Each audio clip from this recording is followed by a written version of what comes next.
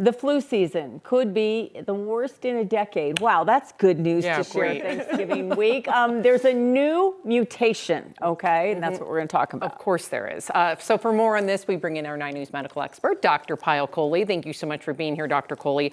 I feel like every season we hear something new because there can be different variants. Why is it so tricky with the flu every single season? The flu is one of our biggest enemies out there. It's the trickiest one if you think about it because it's shape-shifting. So its genetic material is made of RNA instead of DNA, which means that every time it replicates, it makes more mistakes, which is good for the virus because those mistakes help it to basically get mutations that trick our immune system. So that's one reason. The other is the flu can actually exist in many different species. So we know bird flus, we know pig flus, we know cows, humans. So let's say a pig gets infected with the human flu. He's not going to get sick from the human flu, but the pig flu and the human flu can combine to make a whole different strain of flu. And that's what often happens. And then, of course, it can now come back to humans and then infect us. Our immune system's not very good at remembering the flu. So even for those of us like me who had the flu last season, it forgets it quickly. And the new strain, because it's so shape-shifting, it makes it so that our immune system can't recognize it. So it's one of the toughest infections out there. We've been dealing with it for so many years. And the more years that go by, the fewer Americans that are getting vaccinated, the more I think we're going to end up dealing with flu.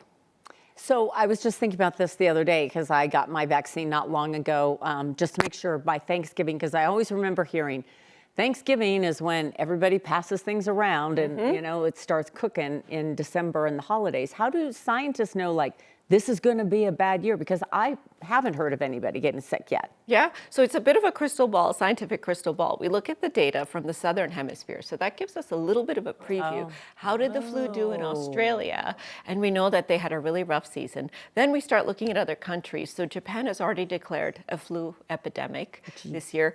The United Kingdom had flu come earlier than ever before. And even here in the United States, all that surveillance data, we look at what strains are circulating, wastewater. We're seeing levels now, Kim and Sam, that we normally see in mid to late December. So we're seeing it earlier. So we have seen, okay. Yes, and the strain that we're seeing is this H3N2 subvariant, which is different from last year's strain. We know that H3N2 causes more hospitalizations. We had it last year, but now it's evolved to a different one.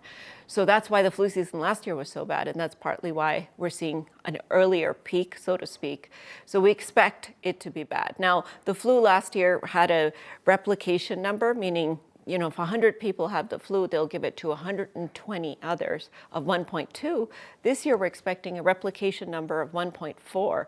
So if 100 Americans get the flu, 140 more are going to get it from them because it's got all these mutations in it. It's a little bit more of an aggressive variant. So how do you protect yourself? Does this vaccine, because I know you guys do the vaccine, I say you guys, the medical industry does the vaccine before they really know the strain. Is it going to help combat this strain and help us from not getting sick if we get the vaccine? So based on what we're seeing in Australia, we think, yes, the vaccine offers protection because it was designed on this H3N2 from last year. We know this is like a cousin of the H3N2, but usual vaccine efficacy, Sam, in preventing infection altogether runs 40 to 60%. So a lot of my patients say to me, well, that's not that good, right? It's like a 50-50 coin toss.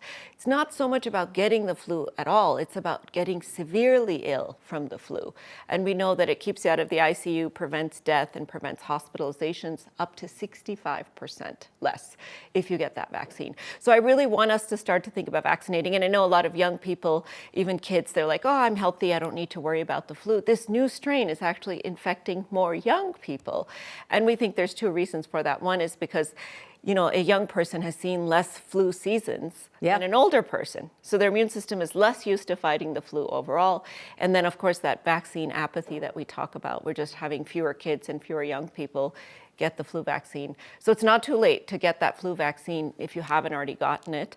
And this year we have, you know, our high dose ones for the seniors and the regular dose for the younger people, but stay tuned because next year, and there's a new study that just came out in the New England Journal of Medicine, they've come up with a new, better vaccine that protects you even better from getting infected. So right now it's in phase 1, phase 2 trials. It just got reported last week. I'm really excited about it because I think if the vaccine starts working better, I'm hoping that more people get motivated to go and get it. Good. Yeah, do it. People die. People die from the flu. Yes, they do. So, all right, Dr. Kohli, thank you. You can find much more from Dr. Kohli at 9news.com/Dr. Kohli.